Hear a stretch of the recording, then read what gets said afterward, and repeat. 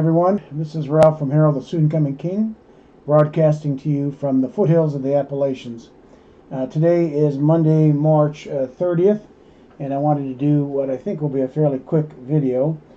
Just wanted to share and follow up to what I've been sharing the last blogs about where we are.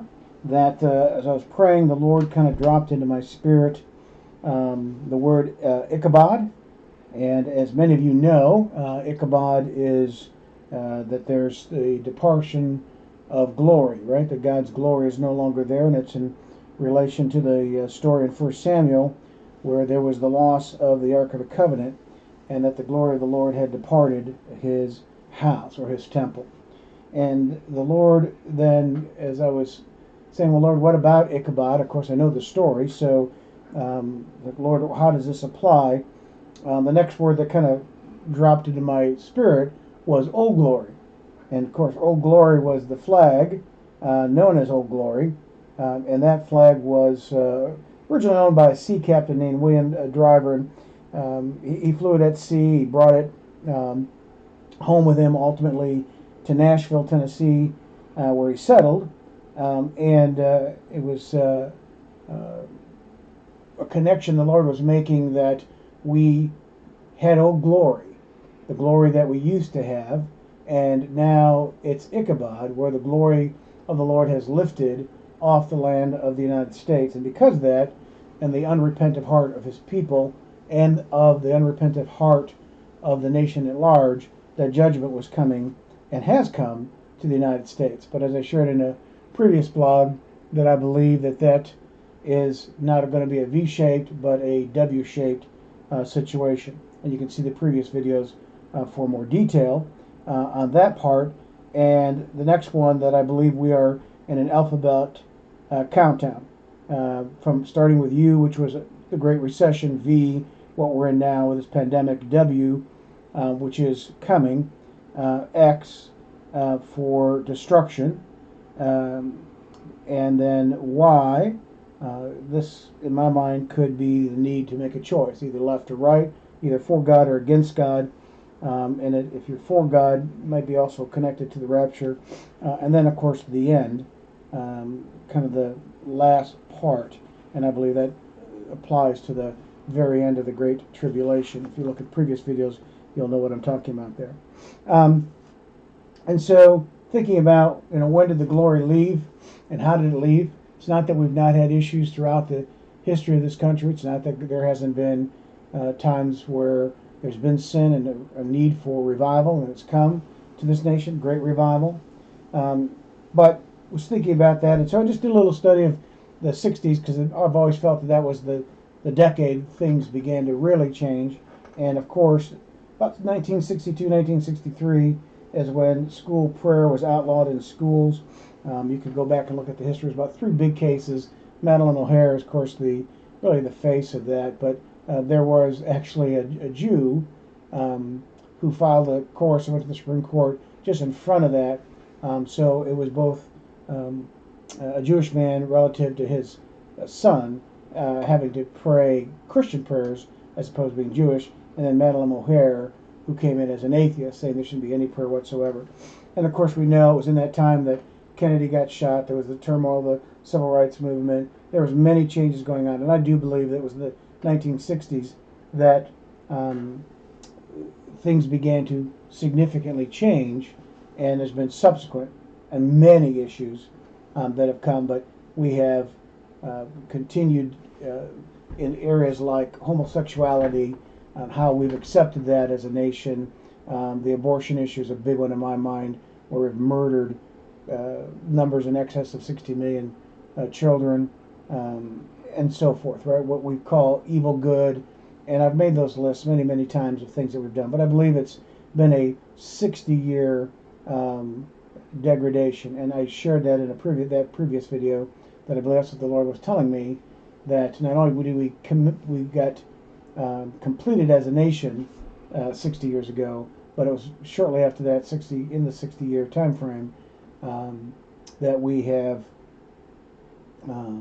really began to change. And if we go exactly 60 years from that time frame, then we're talking about 2022 or 20, 2023 perhaps.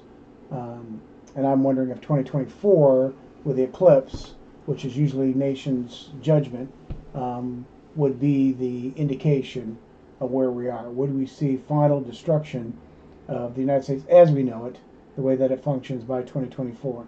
And perhaps we will. So I just wanted to share that with you. I would pray that everyone who hears this would understand that what I'm saying is a nation that we've turned. And I keep going back to Proverbs 1, 24 through 33, that God said that when we cry out to Him as a nation, He's not going to listen. And it's because of all the things I've shared in previous videos. However, there is a personal promise in 133 that God gives to us individually. And I believe that that's where we'll have to stand in Him in a personal way.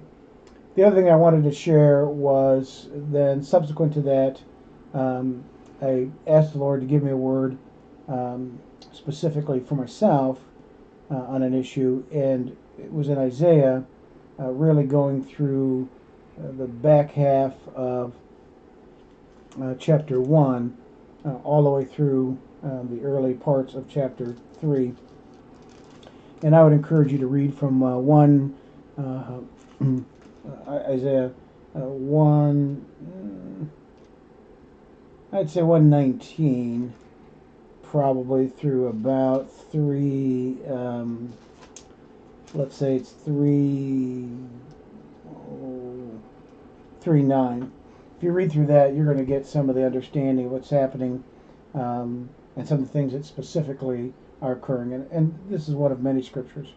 But I do think that we are looking for some more difficult times coming ahead.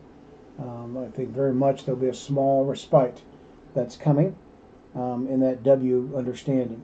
But I don't know what else to say. I keep feeling that it's just for us to prepare for the times that are coming, prepare for the way of the Lord, because He surely is returning.